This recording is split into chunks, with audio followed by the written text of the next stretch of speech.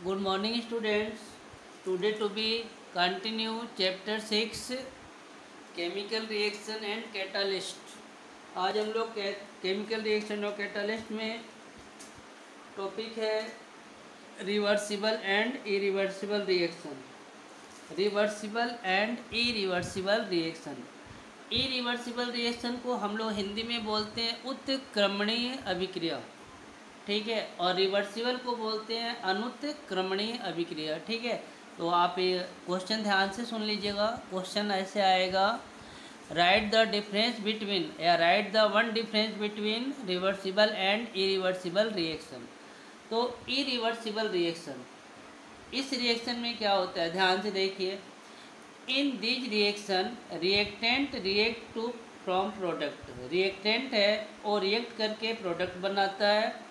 They only occur in one direction. ये reaction हमेशा एक ही दिशा में होता है, ध्यान रखिएगा। पहला डिफरेंस यही है, they only occur in one direction. ये रिएक्शन हमेशा एक ही दिशा में होता है, यानी वन डायरेक्शन में होता है।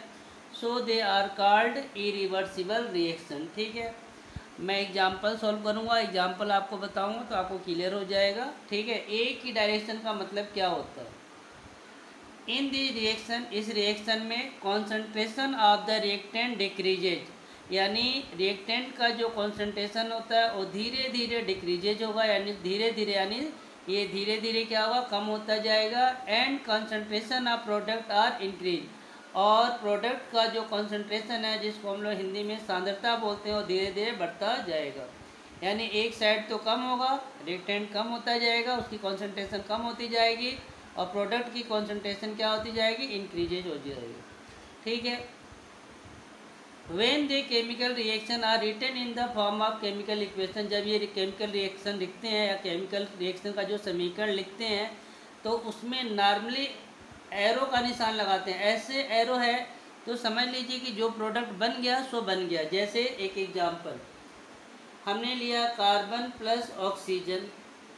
तो जब कार्बन और ऑक्सीजन आपस में रिएक्टेंट होते हैं, यानी आपस में रिएक्ट करेंगे, तो क्या बनेगा, सभी को पता है कि कार्बन डाइऑक्साइड बनेगा, ठीक है। इसको सिंपल वे में ये बोल दिया जाए, ठीक है, कि burning of carbon to product carbon dioxide. अब ये कार्बन डाइऑक्साइड बन गया तो बन गया, ये एक डायरेक्शन में चलता है, दोनों साइडों में नहीं हो सकता है, ठीक है। यहाँ पे कार्बन और ऑक्सीजन जो आपस में रिएक्ट करेंगे, दैट इज द रिएक्टेंट, तो इनकी कॉन्सेंट्रेशन है वो धीरे धीरे कम हो जाएगी, दैट इज द डिक्रीज, धीरे धीरे slowly decreases, and the carbon dioxide concentration are increases, ठीक है। इसको बोलते हैं, एग्जाम्पल है बर्निंग ऑफ कोल। कंबजन लिख देते हैं, इज द बेस्ट लैंग्वेज है कंबजन। तो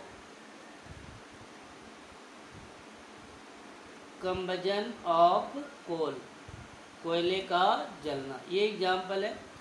दूसरा एग्जाम्पल आप देखिए, ये मेथेन है, CH4 प्लस 2O2, इसको भी बर्निंग किया जाता है, यानी ऑन बर्निंग ऑफ मेथेन, ठीक है। तो यहाँ पे बनेगा कार्बन डाइऑक्साइड प्लस वाटर बनेगा, ठीक है। रिएक्शन क्लियर कर लीजिएगा, ठीक है। Hence here on the burning of methane carbon dioxide and water are formed and are stable also.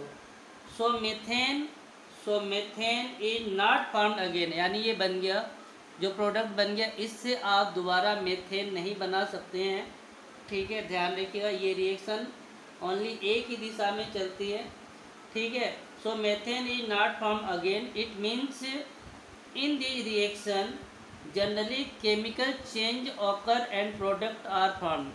जब रिएक्शन होगा तो ओनली प्रोडक्ट बन जाता है, प्रोडक्ट से रिएक्टेंट नहीं बन सकता है, यानी reactant can be formed again by the product, ठीक है। तो आप इसको अपनी कॉपी में लिख के अपनी तैयारी कर लीजिए। ये इरिवर्सिबल है, रिवर्सिबल रिएक्शन, ये इरिवर्सिबल है। इरिवर्सिबल का जस्ट उल्टा बोल दीजिए, या जस्ट इसका मतलब क्या कहते हैं, रेसिप्रोकल कर दीजिए, या इसका मतलब इन्वर्स कर दीजिए, या कुछ भी कर दीजिए, इसका जस्ट ये उल्टा है, ठीक है। तो इरिवर्सिबल का जस्ट उल्टा रिवर्सिबल रिएक्शन होता है। ये रिवर्सिबल रिएक्शन दोनों साइडों में चलेगा, irreversible reaction only one side में चलेगा। तो प्लीज़ अपनी कॉपी में इसे लिख लीजिएगा, ठीक है। सेकेंड वीडियो में हम आपको रिवर्सिबल रिएक्शन समझाएंगे, ठीक है। ओके।